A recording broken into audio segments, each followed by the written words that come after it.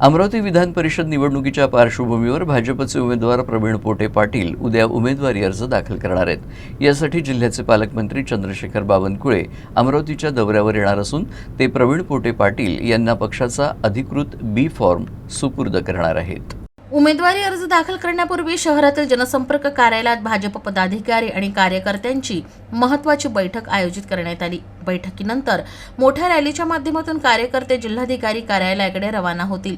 या कार्यक्रमासाठी जिल्हाभरातील भाजप कार्यकर्त्यांमध्ये उत्साह आहे, तर मोठ्या प्रमाणावर शक्ती प्रदर्शनाचीही तयारी सुरू आहे। उमेदवारी अर्ज दाखल प्रक्रियेदरम्यान भाजपचे पदाधिकारी, लोकप्रतिनिधी, विविध आघाड्यांचे कार्यकर्ते आणि समर्थक उपस्थित असतील। घोषणाबाजी, ढोलताशा आणि रॅलीच्या माध्यमातून भाजपकडून जोरदार वातावरण निर्मिती केली जाणार असल्याचं सांगितलं जात आहे।